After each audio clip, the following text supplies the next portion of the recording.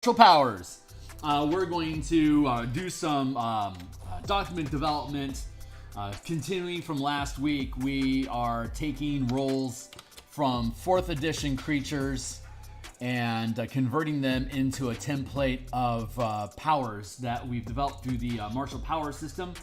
Give me a second here to boost my signal, check my channels, and then we'll dive into this document. So hold on real quick. Let me check my sounds. Dive into this document. So let me check my sounds. Dive into this document. Yeah, sounds like my sounds are good. Cool. Hey, if you follow me on Twitter, I've just posted that I'm live on Twitter. You can also follow me live on Twitter at Phil Kearney, as my title below. Just to lead off what it is exactly we're doing here. My name is Phil Kearney. Hello. I create role-playing game supplements that are sold as PDFs. I focus my attention currently on 5th edition Dungeons and Dragons, and I publish currently on the DMsGuild. There is a link in the description. There's actually a slew of links in the description down below that lead to different work that I've already done before. All the stuff that I produce is 100% free previews, so you can read any of the books that I've published cover to cover. And hold on real quick, let me make sure I've got all my stuff here. And there we go. Burp. Cool. Got all that up and running. And okay, yeah. So I publish books. There's a link down below. All of them are 100% free preview. If you're on a mobile phone, if you click on one of the titles, you'll see an eye icon on the right-hand side of the screen. If you are looking at tablet or desktop, underneath the cover image, if you click into each individual book, underneath the cover image, there is a link that says full preview. So if you click on the full preview or the eye icon, either way, it opens up a PDF, and you'll be able to read the entire document cover to cover. It's about 150 different illustrations throughout the links down below that I produced for these books. So if you're an art enthusiast, be welcome to dive through and just take a look at the work that I do. If you are a D&D enthusiast, then definitely take a look at the mechanics. They're designed for both player and DMs to make use of. If you feel that they'll enrich your game, certainly purchasing would encourage me to make more. If you're not sure if it's for you or not, just grab one of them, try out the free sample, see if you like what it does for your game or your character builds. And be welcome to run a 20-level campaign and see how it plays out. And if you like it, I'll probably have more stuff published by the time you're done. So the other thing that we can do to support the channel is to like, subscribe, hit the bell icon, let YouTube know that that we want to see more artists and long-form development channels like we're developing here. So specifically, this is the Martial Powers playtest content. There is a read-only document link through my Patreon that you can access in the description down below. So we're about, what is this? It's a 50-some-odd page document right now. It's still rough cut. It's not the final text. It still needs editing, but the core mechanics of what it is work. I've got an 18th level campaign that I have myself right now that I have an Arcane Trickster, as well as a Ranger and a Druid of the Moon, using these different powers, exploits, maneuvers, sustained powers, reactions to enhance what their characters do and to give them something to spend their spell points on. So it's an all-inclusive system. If you aren't familiar with it yet, there's 54 previous episodes of this, stretching back for a year of us diving through this, and we've continued to go through the document, refining it, cleaning up through the playtesting, finding flaws, fixing them, breaking up powers into different powers, deleting the ones that don't work. And where we're at currently is down here towards the bottom of the document. We are currently playing with, we had built out a Barbarian Totem Kit. We had built out a Rogue using powers to mimic what the Phantom can do. We used powers to duplicate what you can do as a Ancestral Guardian. Right now, we are in the process of converting. Let's see, these new ideas that we've had since then. Where are we at? We built a boss fight. So boss creatures, a dragon, a beholder, a Tyrannosaurus Rex, an Ogre, and just a simple minion skeleton using these different powers. And right now what we're going through is building out the 4E design philosophy for creatures, which are Artillery, Brute, Controller, Lurker, Skirmish, Soldier, and then Solo. And these would be examples of solo bosses. So let's go like to solo example.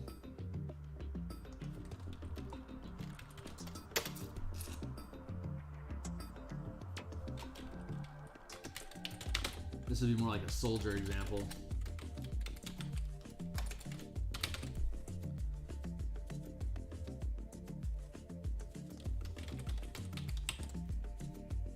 Brute, let's go solo,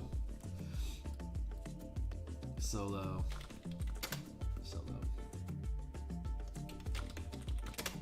Cool. So when we last left off our last episode, I'm going to set a 20-minute timer here. I've got about an hour or ish for me to play today. So let's get cracking. Maybe we should build a Kraken. Okay, so what are the roles and where are we at in the process? Let's see. There's the Artillery, the Brute, the Controller, the Lurker, the Skirmish, and Soldier. Solo, see below.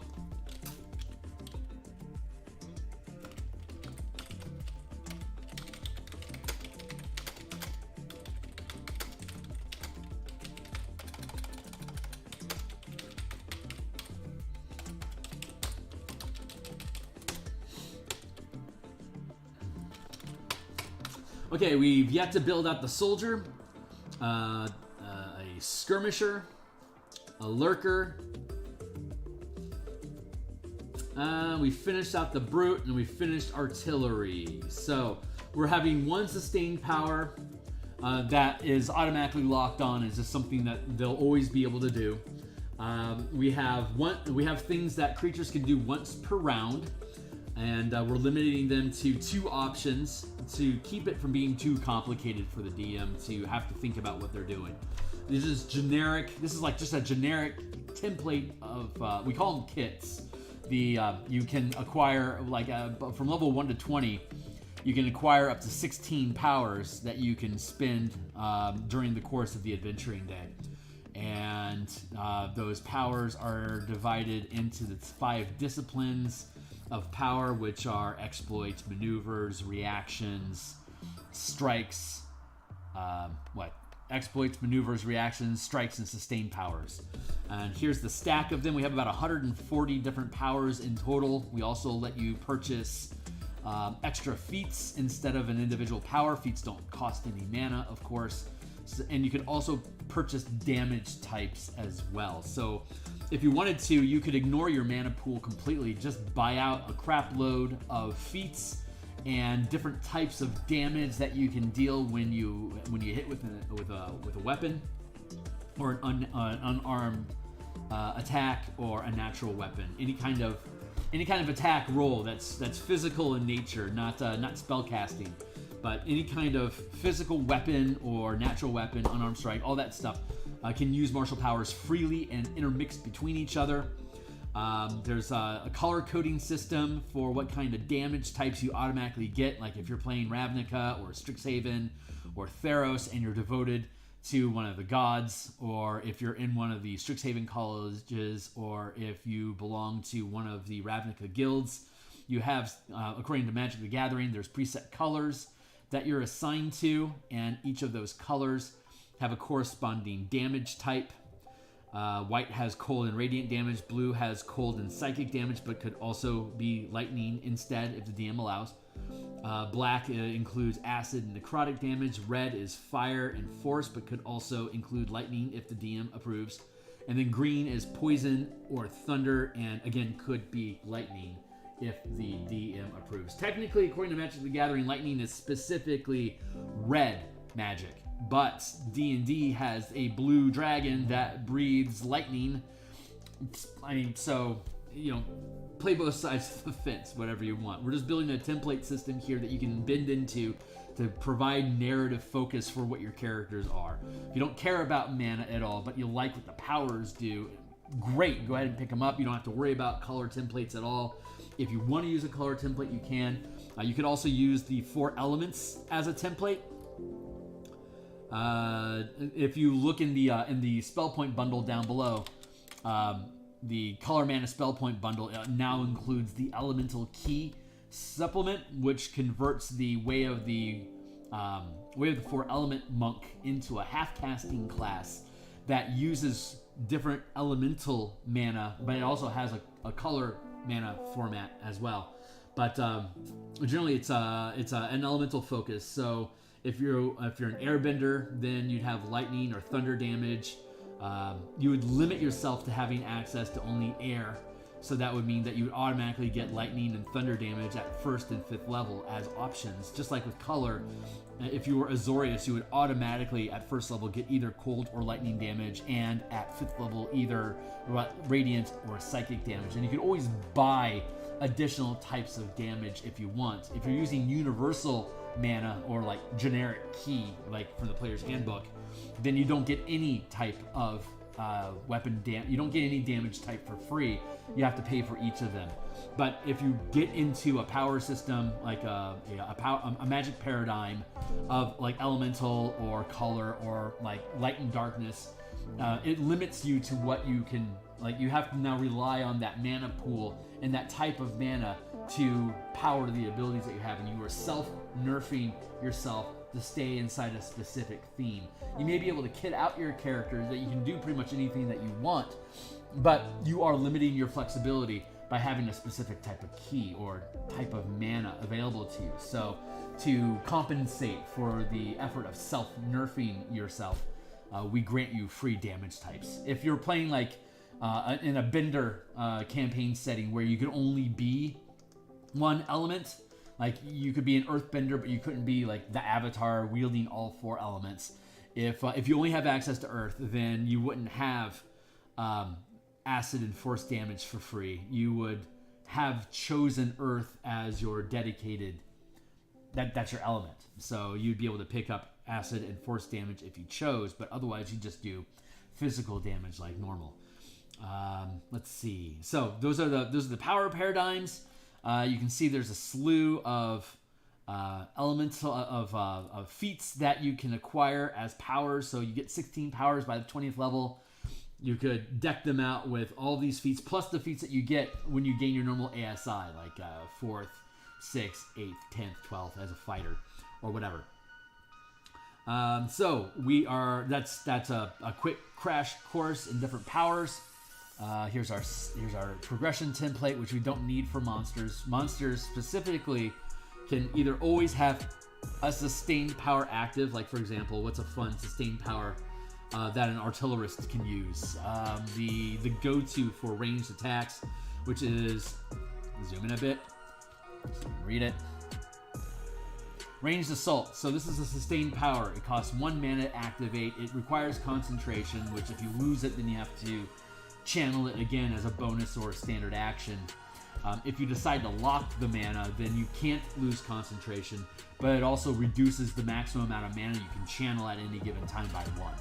So you can cut off your own channel if you want to lock in that power, so that you can always use it. It wouldn't go away until you get hit specifically with a dispel magic. Not even it can't even be countered. It would be dispel specifically, or when you take a long rest, or if you're incapacitated. Otherwise, it remains active. So ranged assault. While sustaining this power or locking it, locking is a form of sustain. So while sustaining this power, you gain the following abilities. You can your strikes can be channeled when you hit a target with a thrown weapon at far range. Normally, you can use a thrown weapon, which are melee weapons that you throw. They have a normal range, and then they have a far range. Powers can be channeled through thrown weapons within normal reach. Ranged weapons cannot channel powers, and thrown weapons cannot channel powers beyond normal range. However, some things do allow you, like the ranger, for instance, a ranger can do these things just for being a ranger. But anyone else can pick up this ranged assault feature, which is, again, you could ignore the limitation and channel strike powers up to through thrown weapons at far range, and you can channel strike powers through a ranged weapon at normal range, and a ranger will eventually be able to do it at far range as well. And then on top of it, you can create temporary non-magical ammunition or weapons for ranged weapons of your choice while making a thrown or ranged attack, which disappears after finishing the attack. So you can wish, like Gambit, you can wish things into existence, throw them at somebody, and when they hit, they disappear. Or if they miss, then they just disappear when they miss. But you have infinite ammo that way, but you have to maintain it. So it requires you to spend mana, and it requires concentration, or it limits how much power you can channel moving forward. So like at first level, you only have access to first rank powers. By 5th level, you have access to second rank powers. If you decide to lock ranged assault, then it would drop at first level. You wouldn't be able to channel mana at all. So you could have that locked, but then you'd have to rely on feats or magic damage that you can deal. By 5th level, you have 2 ranks of power that you can maintain at a time. So if you were to lock ranged assault, you would shut down. Basically, your 2 mana would become 1 mana while ranged assault is locked. But you wouldn't be able to lose concentration on it. So if you have just a stack of 5 ranks worth of sustained powers that you want to be able to do consistently, and then you want to spend out the other 11 powers that you gain as extra types of damage or feats specifically, then you don't have to worry about your mana pool at all. You just have your 5 points of mana that you lock down, and then the rest of it can just be used for feats. But NPCs don't have to worry about that at all because they don't manage pools of mana, and we always lock the sustained power so that we don't have to worry about them having their concentration disrupted. They've specifically chosen to keep that power locked. If you dispel it, it comes back, and it basically has a recharge of whatever their rank is. And their rank is going to be anywhere from 1 to 6. So if they like a beholder is 4th rank. Beholder is 4th rank. So on a 2 or above on a 6-sided die, they would be able to get that sustained power up and running again. An ancient red dragon is a 5th rank creature. 5th is the maximum rank. So it'd be 6 minus 5 equals 1. On a 1 through 6 on a recharge die, meaning always a dragon can automatically regain their sustained power. So that's a quick crash course in sustained powers, which is you can use them at will. They're always locked in. Like the brute has elemental resistance. So I could have, if we go down to meow, meow, meow, meow, meow, meow, meow, elemental resistance. When you channel this power or choose one type of, I'm gonna get my microphone up in my face. You can choose one type of damage: acid, cold, fire, lightning, or thunder. You gain resistance to the chosen type of damage and gain advantage on saving throws to reduce the damage taken of the chosen damage type. You can channel this power more than once simultaneously, choosing a different type of damage with each channeling. So in this instance, you would be able to switch as a action or bonus action. The creature could switch what resistance they have round to round. And then you have per round and then per encounter. Per round means once per round. They can use either one or both. They can use these powers once per round, like Tripping Strike and Downtrodden. Tripping Strike, basically they hit you, they deal extra damage, and they knock you prone. And then as a reaction, if you knock somebody prone, you can hit them with advantage and deal extra damage. So it's a fun little combo. And then once per encounter, you can cross these off as you use them, but once per encounter you can use Goading Strike, and once per encounter you can use Stunning Strike. And Goading Strike, let's go back and look at what the Goading Strike feature does. Goading Strike, your weapon increases by 1 power die, and an ogre, for instance, is a 2nd rank creature. So it has, it would use its own scale. The scale for creatures is their rank is a D4, D6, D8, D10, D12. So an ogre is a 2nd rank creature, so it would roll 2nd rank equals 2, so it's 2d6. And Ancient Red Dragon is 5th rank, so when it deals a strike, it deals an extra 5d12 damage. So that's like a really dangerous dragon. Watch your shit. But the Goading Strike. A Goading Strike, for an Ogre, for instance, second rank, your weapon damage increases by 2d6 damage. The creature you strike, if I attack and I hit you, then you're going to be at disadvantage on any attacks made that doesn't target the Ogre. And the effect ends when you hit the Ogre. It can also end early if you succeed at an intelligence saving throw versus its DC. And an Ogre's DC, for instance, is check. Changing default 4. DC is 18. So a CR2 creature has an 18 difficulty class that you'd have to make an intelligence saving throw to overcome the goading effect. So until you can hit that DC 18, or you can hit the Ogre, any other attack that you're trying to make is going to be at disadvantage. So this is a great frontline thing. This is a good tanking power. It should belong on the Brute. And then the other thing that the Brute has is Stun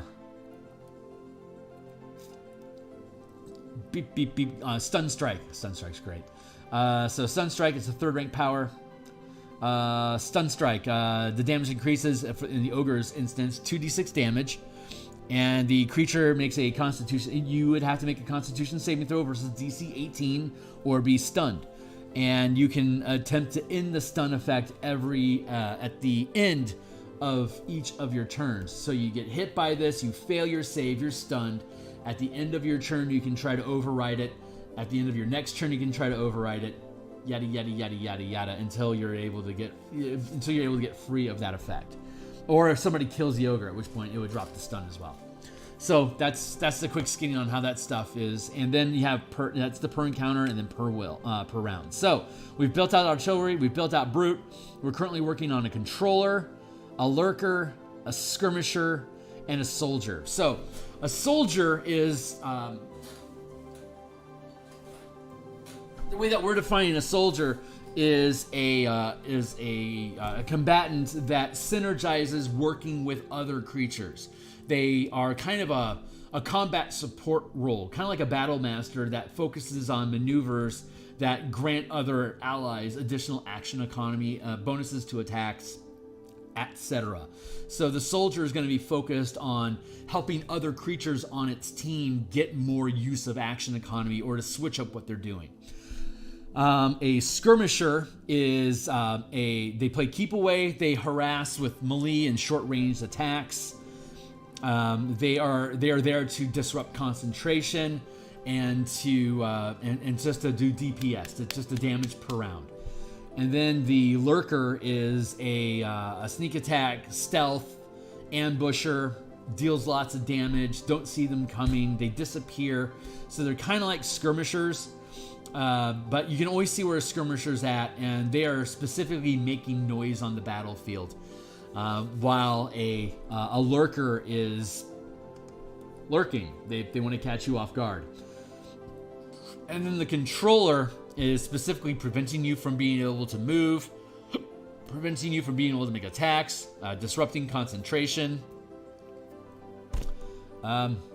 Yeah, there you go. So that's the gist behind what these dudes do. So we already fleshed out the Brute. We already finished the artillery. So we're going to go back into controller. So we're looking for each template has one sustained power that they have locked. So again, the Brute has the elemental resistance to be more tanky, and the artillery has the ranged assault so that they have they can do more. They can cause more trouble. So let's see. So we are going to go into sustained, and we're going to look for something. So we're looking for controller, lurker, and skirmisher. Let's see what we can see. Let's see. Lurker, skirmisher, controller. Let's look for controller. Let's see. Rogue Stance is good for skirmisher. And Rogue Stance is... Hold on.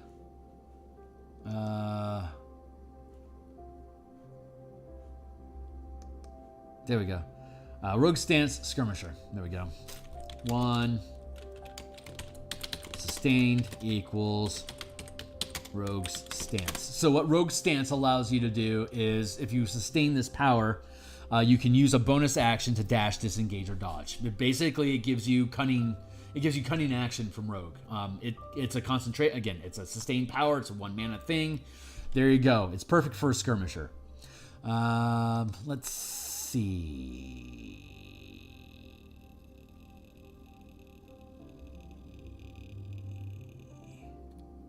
Let's see what we can see. Let's see. We got lurker and controller. So what's a cool power? What's a cool sustained power for lurker and controller? Castigate. When you channel this power, choose a creature you can see. You always know which direction this chosen creature is while it remains on the same plane of existence as you. In addition, when you make a melee attack against the chosen creature, you deal 1 additional power die of damage. That's a good contender for a lurker because they can target you, and then when they hit you, they deal extra damage. That's actually a really good skirmisher power too. But skirmisher prioritizes mobility over damage. So we're going to keep castigation. It should probably actually be called castigate. No, we'll call it castigation. We'll keep it there for now.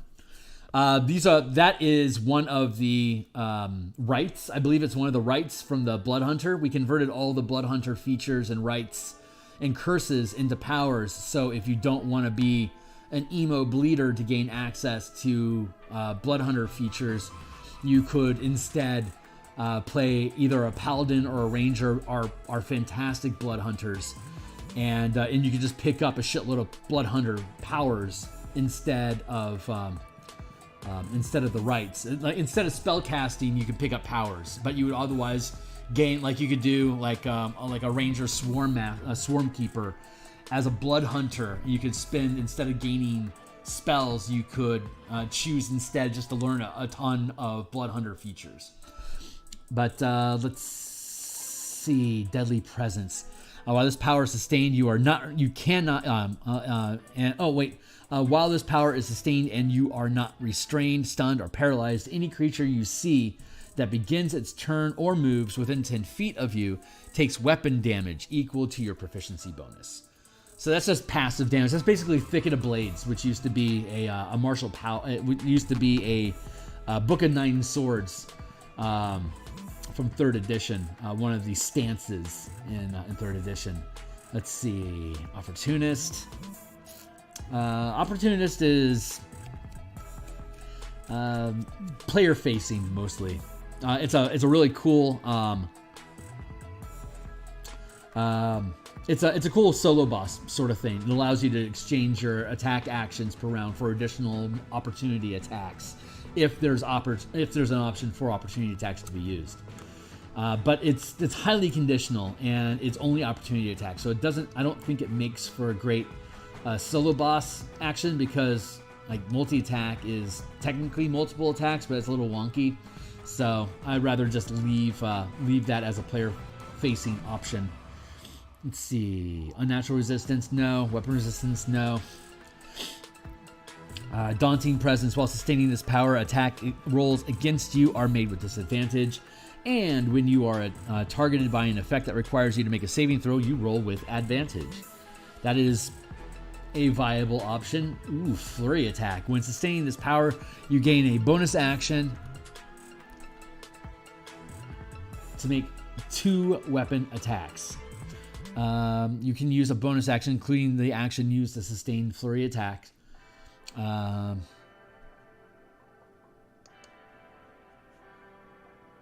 Including the bonus action used to sustain Flurry Attacks. There you go. You can make 2 weapon attacks. That's actually pretty good. That feels like a good skirmisher.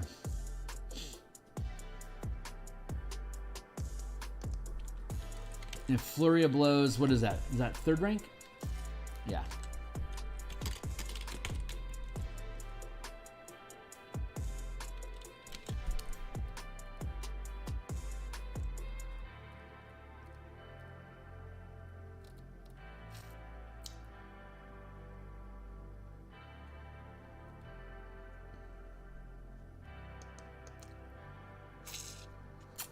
While sustaining this power, you can use a bonus action to sustain to make 2 weapon attacks. I feel like that's a duplicate. Do I have a duplicate of that as a maneuver already? Let's go down into our maneuvers. This might be a double.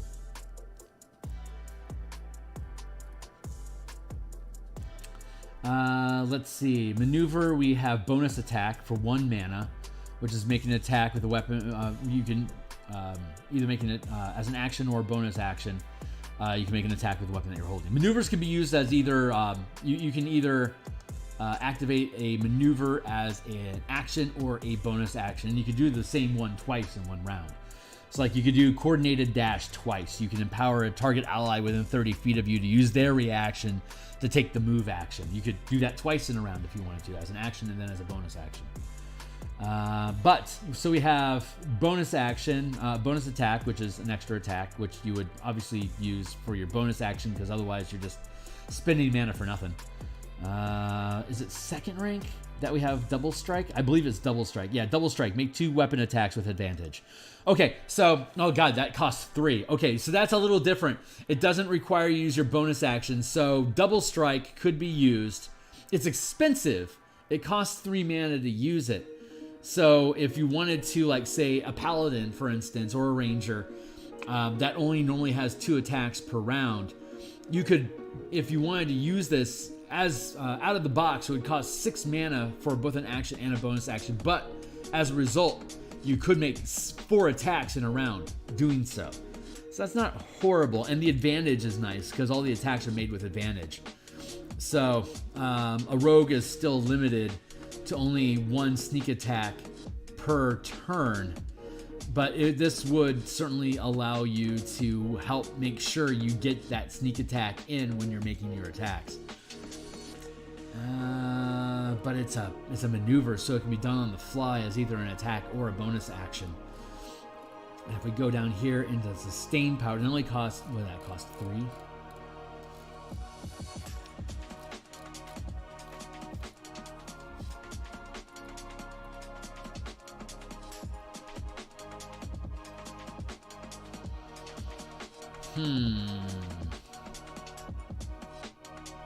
Let's see. We're still looking for,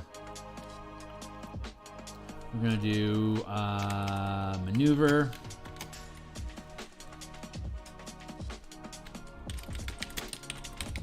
Double strike. Which you can use once per round. God, that's brutal. You have Ride the Wind, which lets you fly for the round. Whenever you take a move action, you can fly for the duration of your movement, and then you feather fall back to the ground at the end if you aren't already touching the ground. And then Flicker Pounce, that's a maneuver that lets you teleport to a location. If you hit the target, you can then teleport back to where you began your attack, which is a freaking fantastic power. Let's see.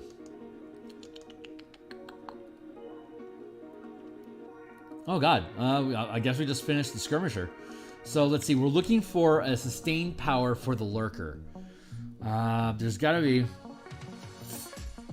I know there's some good stuff in here. Daunting Presence. While sustaining his power, attack rolls against you are made with disadvantage, and when you are targeted by an effect that requires you to make a saving throw, you roll with advantage. God, that's a really, really... That's a really good power. It costs 3 mana. It's expensive, but it's good.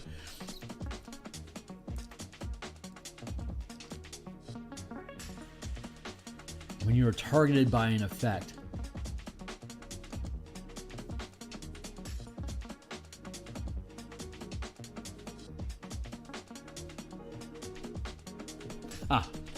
The way I should word that is when you are the only target of an effect that requires you to make a saving throw, you roll with advantage. There you go. Let's see. We're looking for lurker and we're looking for controller.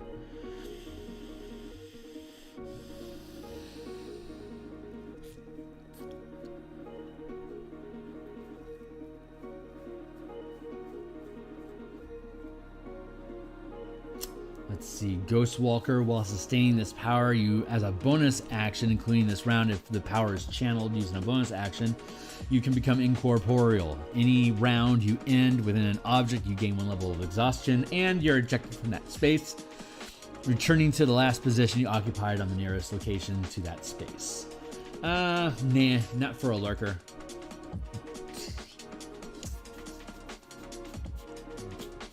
Ooh. Master of Fate is kind of meta, so I think it's player facing, but it's a cool power. When you trigger this, roll 3 20-sided dice. When you later roll a 20-sided die while using this power, you can choose to replace the results with any one of the fate dice. Each fate die can be used once. While this power is sustained, you can burn 1 point of mana as a bonus action during your turn, and you ignore your max channel limit to do so. To roll an additional fate die, replacing any results or regaining an expended fate die up to a maximum of 3.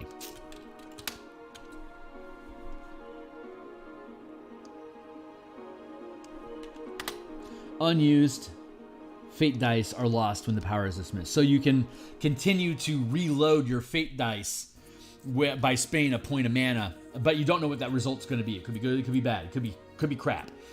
If it's crap, you could burn a mana as a bonus action to swap it out. Let's see. That's a cool power, but it's not really a DM facing, because the DM can just arbitrarily decide what they roll anytime. So it's an unnecessary thing. Indestructible is cool, but it's not very controller. It doesn't really say controller. I'm looking for something that's going to allow us to control the actions of others. So what do we got going on that lets us do that?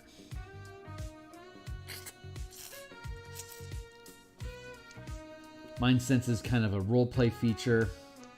Deadly Presence. When the power is sustained and you are not restrained. Oh, yeah. That's right. We know that already. It's not really what we're looking for. Cloud Strider. Close quarter. Ooh.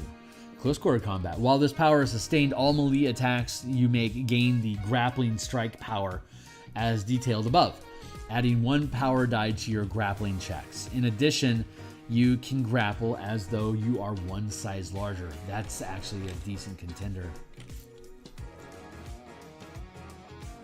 What is that? 3rd rank? 2nd.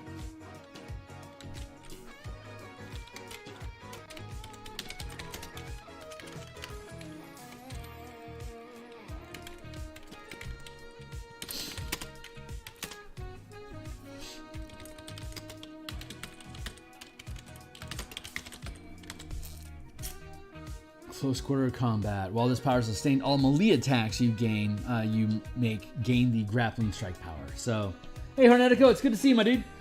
So let's go look at the grappling strike to get that for free.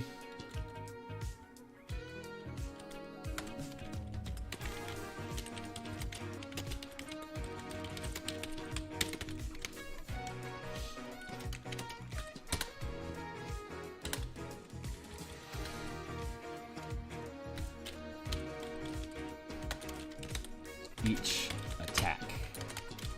We're still fleshing out the 4th edition creature rolls into templated power kits. That is what we are working on currently. So let's go to the grappling strike, melee attacks only. Your weapon damage increases by 1 power die per mana burned, and you can grapple a creature up to 2 sizes larger than you. Free grappling strike.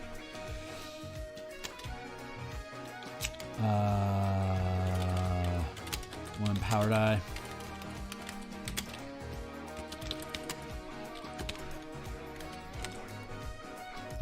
So your weapon deals increases by 1 power die per mana burned, and you can grapple a creature up to 2 sizes larger than you with your weapon, adding the highest power die result to your grappling ability check.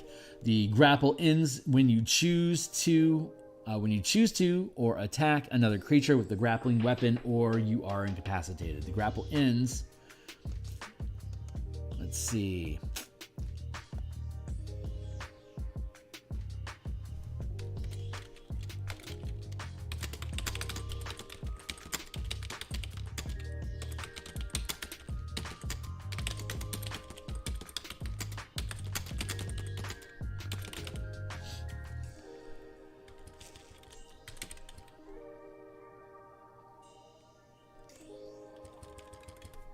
There you go. That's the full Monty there. So that's a decent controlling power. I don't know why I hadn't thought of that. So that takes care of the controller. Now let's go find a sustained power for the lurker. Lurkers are stealthy sorts. They don't want to get seen normally. They want to gain advantage over other people. I don't want to do anything too meta. However, what do we got going on? I know there's a reaction that they might want to use. Assassinate. That's so crisp. I want to say, I think it's second rank, first strike. Let's go track it down. This would be once per round because you only roll. Hold on. Yeah, assassinate and first strike. Okay, great. So, assassinate is an exploit, if I'm not mistaken. Reactions, maneuvers, exploit, assassinate. When you deal damage with a weapon attack, to a target that has yet to act in combat or is unaware of your attack, you automatically deal maximum damage, including any additional damage dice, such as sneak attack or when channeling a strike power. So that's pretty good, but it has very limited application because they can't have acted yet in combat or is unaware of your attack. So if you're out of combat and you hit somebody, you can pop the 4 mana and deal max damage. If you attack before them during combat, you can pop this and your first attack basically before they get to act can be maximum damage.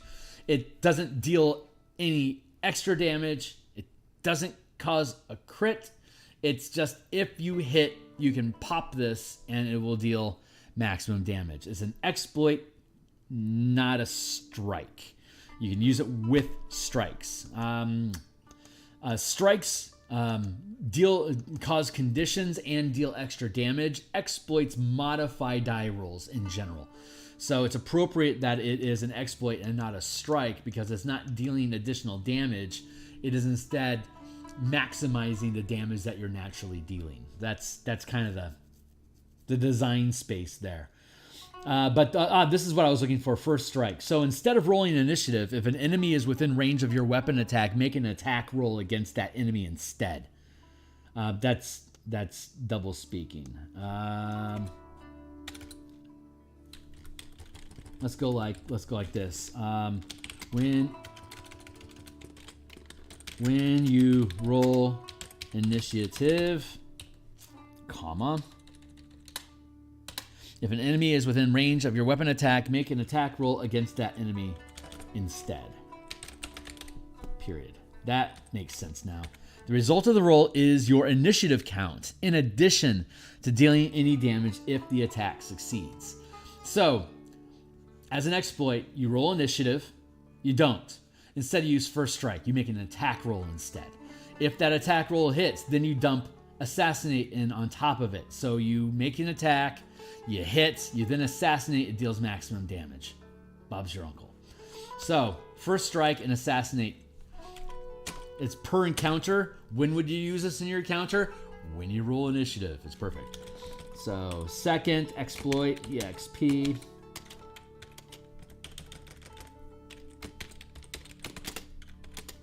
So, wow, that's going to hurt.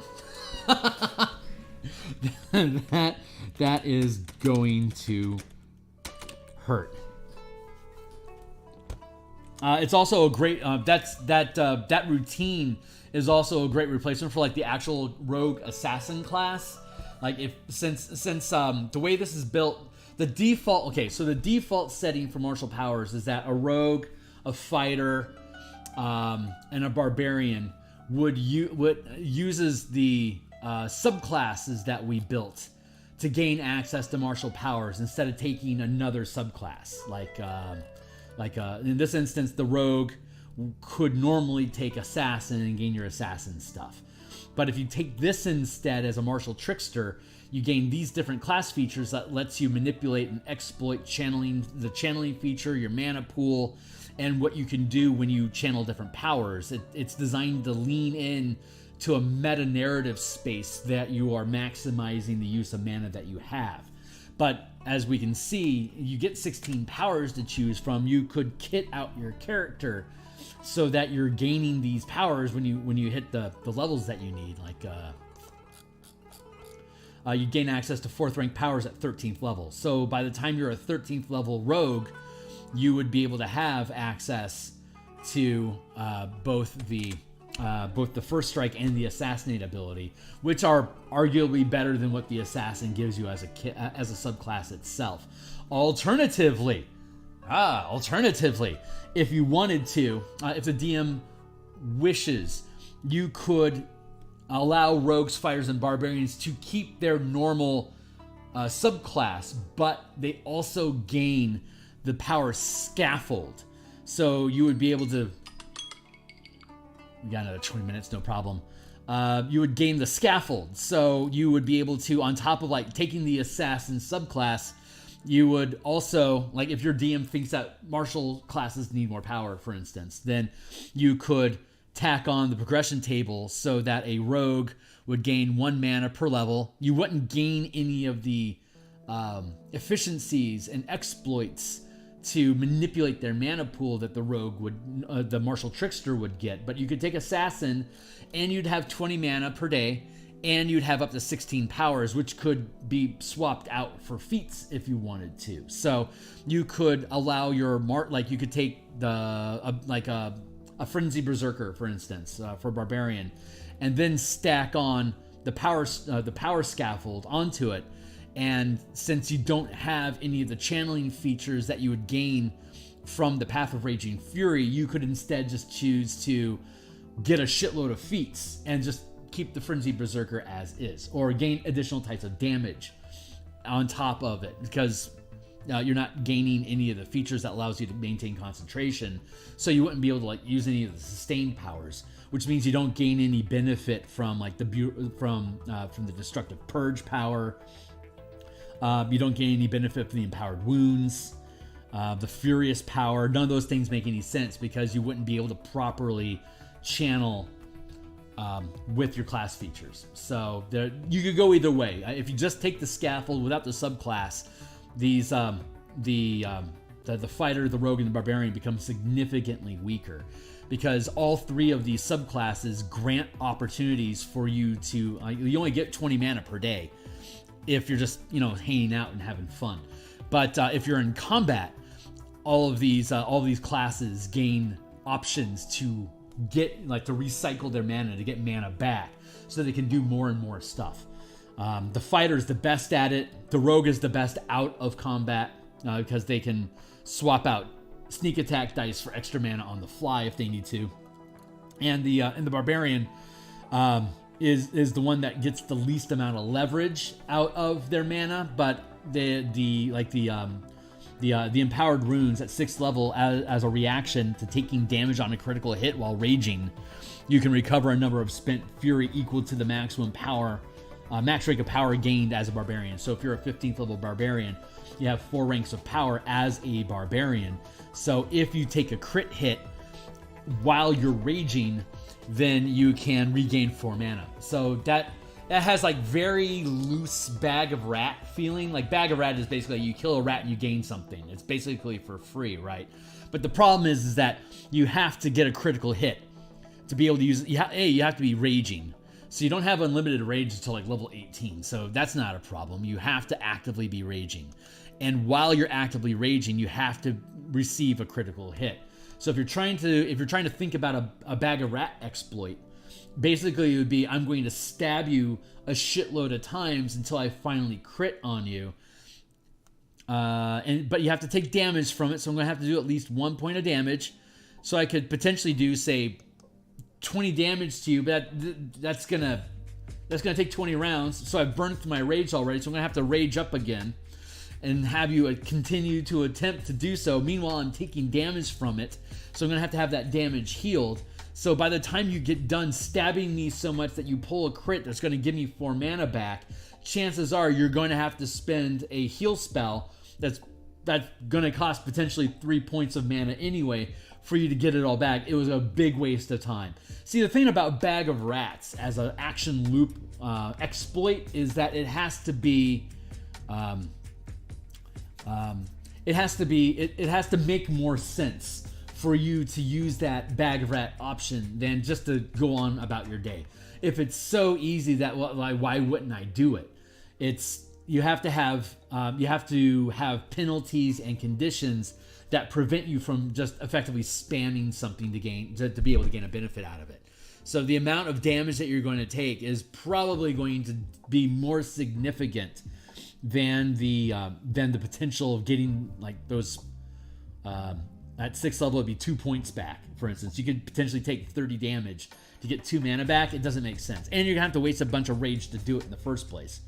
Anyway, I think I've spoken my piece on that. But also, Empowered Runes, it lets you spend hit dice. So when you spend hit dice to heal damage during a short rest, you can also regain a number of spent fury equal to the number of dice spent. So, and you have at 20th level, you have 20 mana or rage points. And this would allow you to, if you spend all of your resting hit dice to regain hit points, then you could gain 20 points back. You don't gain 20 extra points, you get back. So if you've cashed out all 20 of your mana and then you throw away 20 hit dice worth of healing, you'll be healed up, but you'll also get all 20 of your mana back. So there are some exploits that the Barbarian has that allows the Barbarian to have more than just 20 mana per day, but it costs them something. Like the Barbarian, the Paladin and the Ranger gets 40 mana per day just automatically because they're half casters. But the Barbarian has half that capacity, but plus the hit dice that you could spend, you end up getting 40 hit dice, 40 mana, just like the Ranger would. So but if you don't take the path of Raging Fury and instead you take like the Ancestral Guardians or whatever, then you wouldn't have access to the Empowered Wounds or Brutal Fury or Furious Power, all these things. And you would only have that 20 mana. But then you would have all the things that you get from the Ancestral Guardian stuff. So that also balances itself out. So yada yada yada yada yada. Let's get back to work. That was just a fun little tangent because this is a really, like, this skirmish build is like a really great way to build an assassin for a rogue. Let's see. So you get 2 things per round. So we took as a maneuver, we took Vanish, and Vanish is a 1st rank power. Vanish says become invisible until the beginning of your next turn. It costs 1 mana. There you go. That's a great power because you gain advantage on your attack, so you'd be able to you get your sneak attack if you're a rogue. So again, that's another really great assassin feature that you can just pick up. But what is a Pack Tactics is a great soldier ability, but I'm going to stay focused on the Lurker. Controller. Yeah, we're looking for sustained power for the Lurker. So what's a cool sustained power that we can pick up?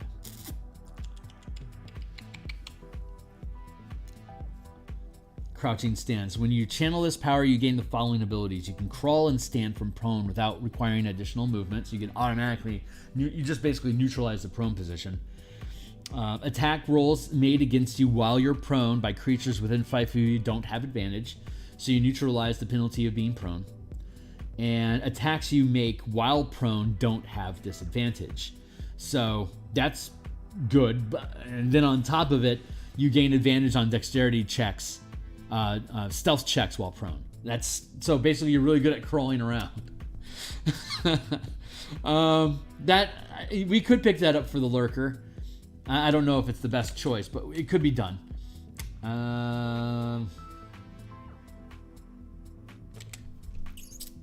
We'll take it if there's nothing better. Lycanthropy's I just stole that out of the Blood Hunter so that you could be a shifter if you want. Ranged Assault isn't horrible for a Lurker.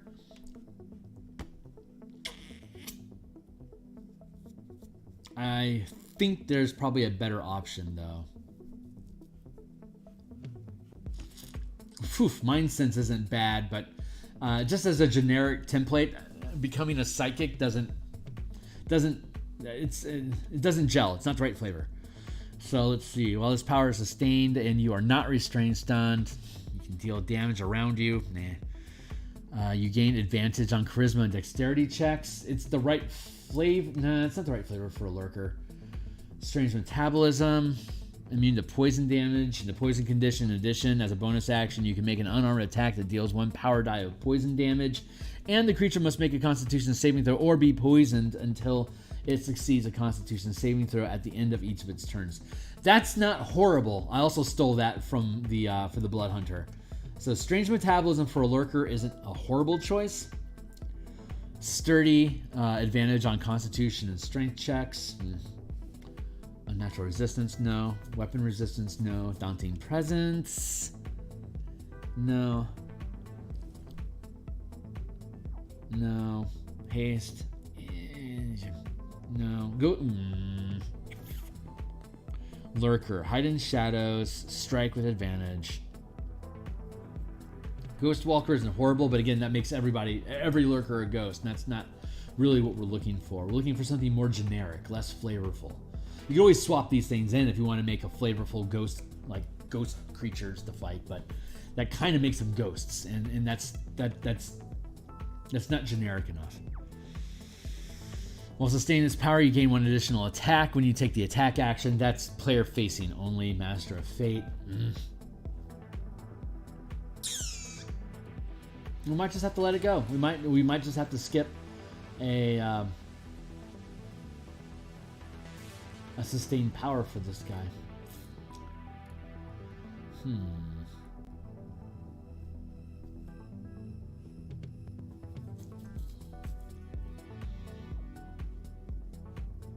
And this is what we're looking at per round. Yeah, because we have the per encounter already. Per round, vanish is good. Unnatural resistance. Sturdy, quick.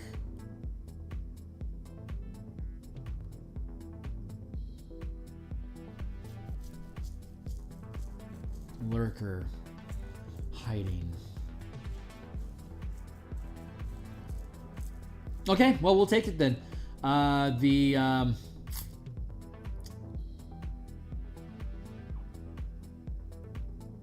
Crouching stance. We'll take that.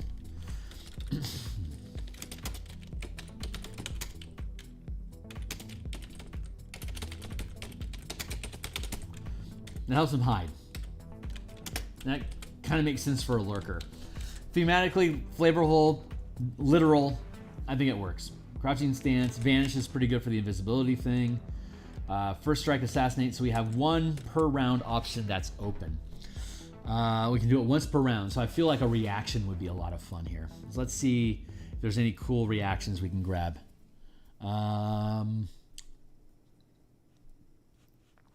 Countering attack, that's a good one for... God, is countering attack just too brutal as a per round ability? Countering attack as a reaction when an enemy within range of your weapon attack casts a spell. Make an attack. If it hits, the caster takes damage and must make a Constitution saving throw against your channeling DC, or half the damage dealt, whichever is greater. If the save fails, the spell is disrupted as though affected by a counter spell. Fun little fact here, trivia bit, is you can channel a power while performing a countering attack as a reaction when an enemy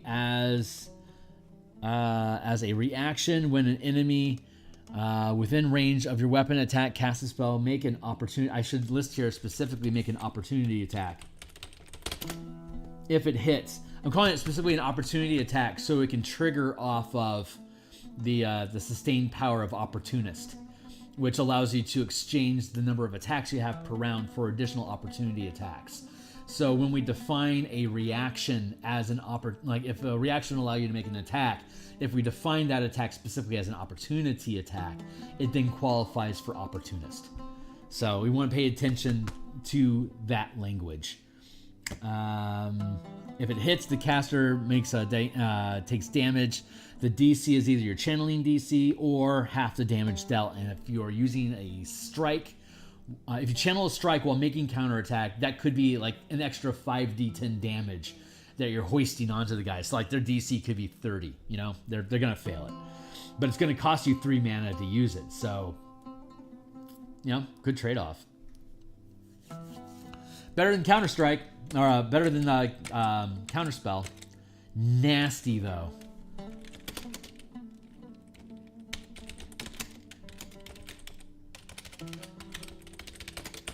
Ugh, how frustrating is that going to be for players to have their shit shut down all the time, countering attack?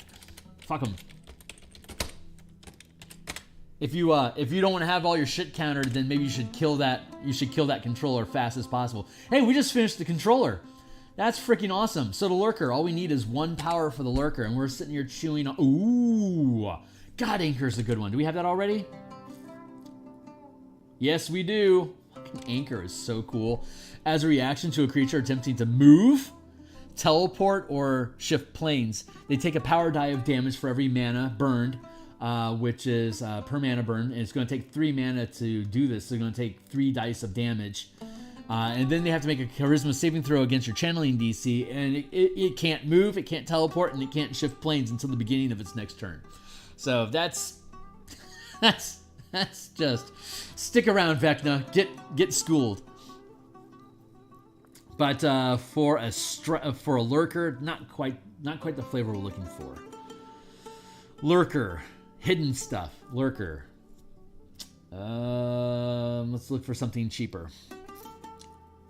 Lurker, hidden, stealthy. Ooh, evasive footwork. As a reaction to when you are hit by an attack roll from a source, you can see, again, a +5 bonus armor is basically a shield spell. That doesn't feel like a lurker thing specifically. Ooh, Curse of Exposure. As a reaction to a creature within 30 feet of you taking damage, if the creature is resistant to the damage, it can't benefit from resistance to the damage rolled. Alternatively, if it's immune to the damage, it is instead only resistant. Curse of Exposure is not bad. Let's see if there's something better.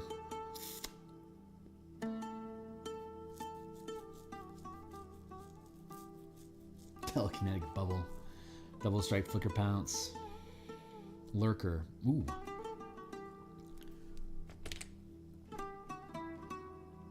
Does Skirmisher have Flicker Pounce?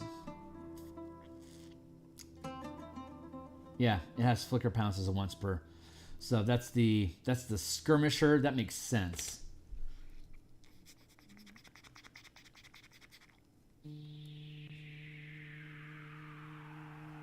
Oh, cursed creature you can see to make a saving throw against your powers with disadvantage.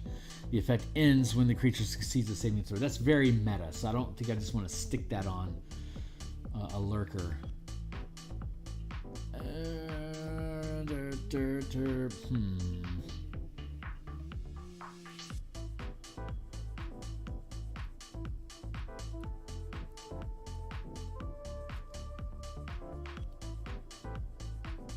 What was Rogue Stance? Rogue Stance, was that 1 or 2?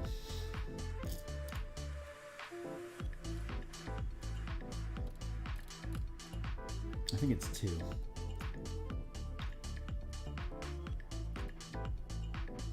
Not Rogue Stance. Sustained. Bonus action. It's redundant. It's redundant with maneuver. I think that flags it.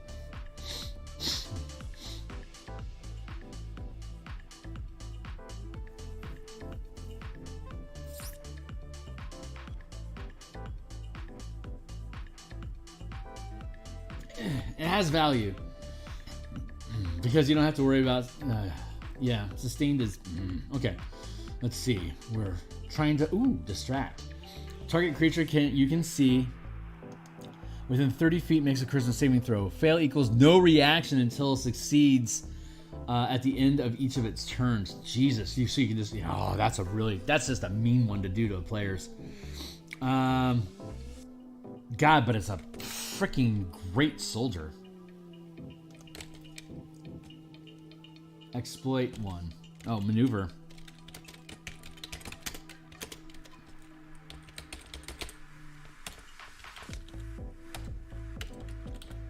Holy Hannah, that's a good one.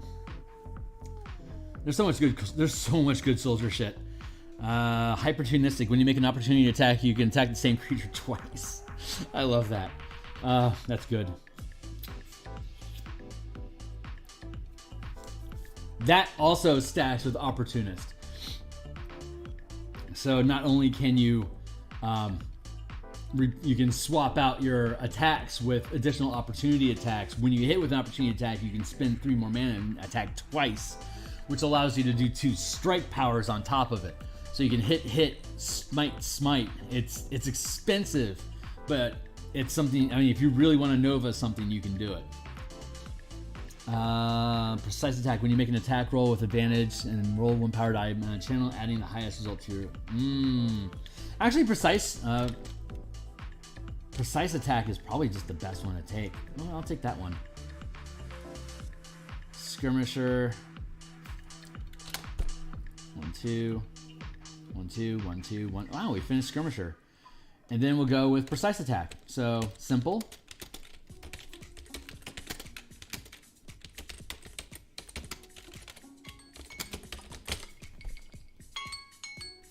How long have we been doing this? We're gonna have this for an hour. Okay, I've got a few more minutes. I'm gonna have to change. I've got about 5 minutes left, so I can squeeze on another 5 minutes, and then I got to go for the day, and I'll be back in the morning. So per encounter. So we got controller done. We got lurker done. We've got skirmisher done. Soldier is the last one. So we got distract. And let's see.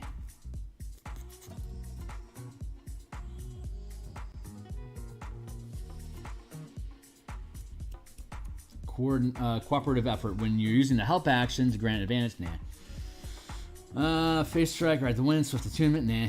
Empowered for strike, opportunistic, nah.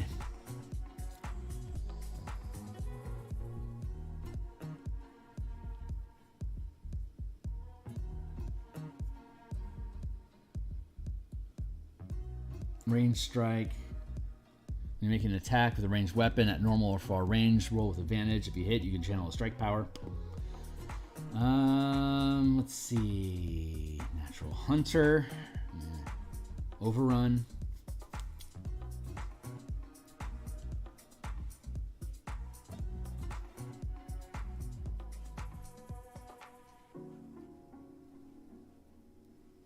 Take 1 power die of damage.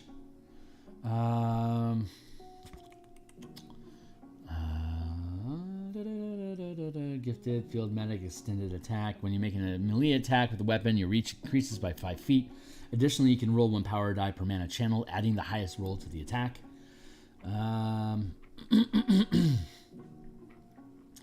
When you make an ability check, they can use charge. You use the move action. You can channel its power to prevent triggering opportunity attacks. Adding the highest result to your attack roll. That's not bad for a skirmisher, honestly.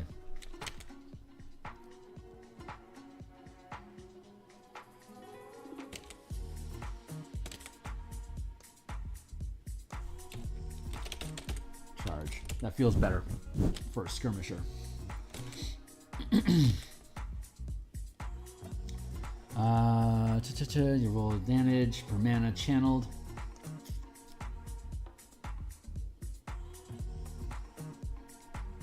Charge. Commanding presence. Overrun. Range. Resilient. Sage. Subtle. Swift. Tactical. That.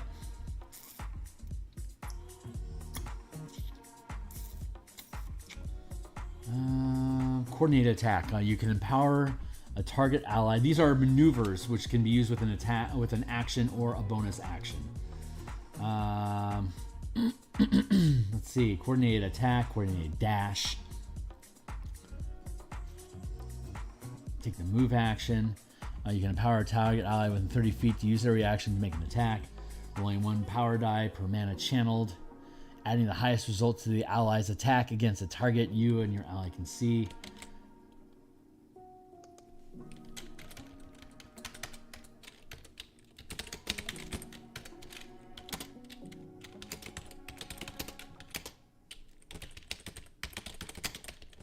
Coordinated attack is a good one. Distract is really good. You just use that once per round. Rally. You and ally you can see within 30 feet. No, temporary hit points, nah. Source of citation, vanish, phase, pack tactics. When you channel this maneuver, target a creature you can see. Other creatures gain advantage to hit that target until the beginning of your next turn.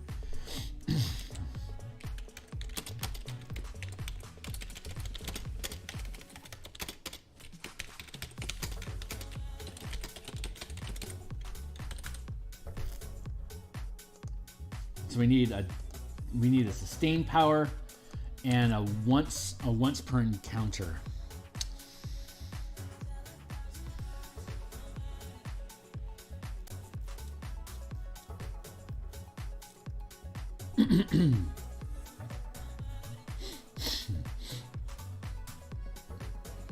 Oh.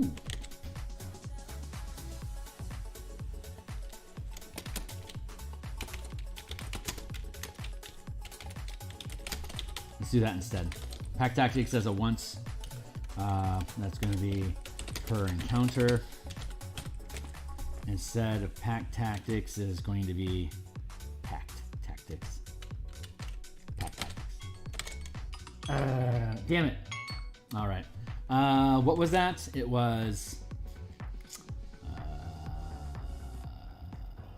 deflection. As a reaction, when you or an ally within reach of your melee attack are hit by an attack roll from a source you can see, the attack is re-rolled, taking the new result. This re-rolled can't score a critical hit. That is deflection.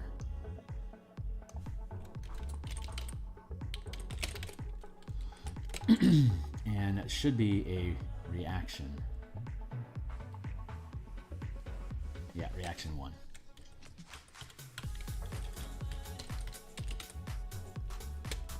Now we need an always active sustained power. I'm going to find a sustained power and then I'm going to call it quits for the day because that'll be the last of our kits. So let's see, what's a cool thing we can pick up? Fire skill on linguist, power armor, power shield, range assault, rogue stance, swift assessment. Let's see, perception.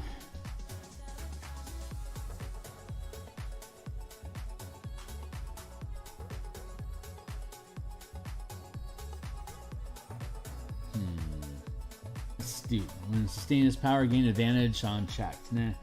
Auto attunement. Ooh, when you channel this power, choose a creature you can see. You always know which direction the chosen. Nice.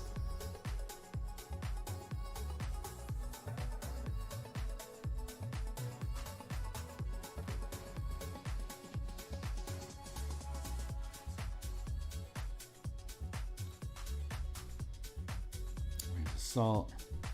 Crouching stance. Rogue stance. Double yeah, let's do that.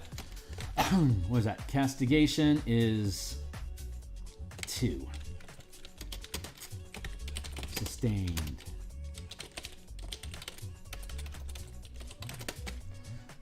Castigation. When you channel this power, choose a creature you can see. You always know which direction the chosen creature is while it remains on the same plane of existence as you. In addition, when you make a melee attack against the chosen creature, you deal 1 additional power die of damage. That's not bad. Let's see if there's something else that we want to take real quick. Natural resistance, weapon resistance. No. Perfect. That's our deal. All right. Castigation. There we go. Hey, so we got our soldier in place.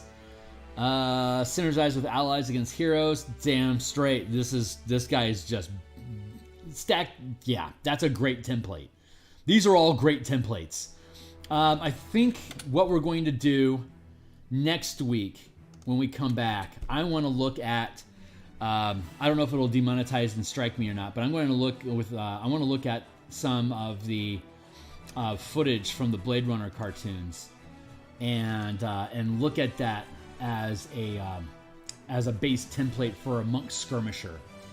And so when we're here next week, we're gonna play with probably the I'm not sure which monk we're gonna play with. We're gonna maybe open hand. We'll go into we'll build a monk based off of what we see from the Blade Runner 2049 cartoon. So yeah, I'll be back tomorrow morning to do some more NPC token art for Light of Xeraxis. We'll be back next week to do more martial powers. And we'll be back on Thursday night to do more Eberron cartography. So if you're lurking, thanks for being here. Check out the stuff. Like, subscribe. Grab some of the other playlists that I have going to see what we got going on. I really appreciate you guys being here. Renetico, thanks for saying hey. I will see everybody on the other side. So, cheers.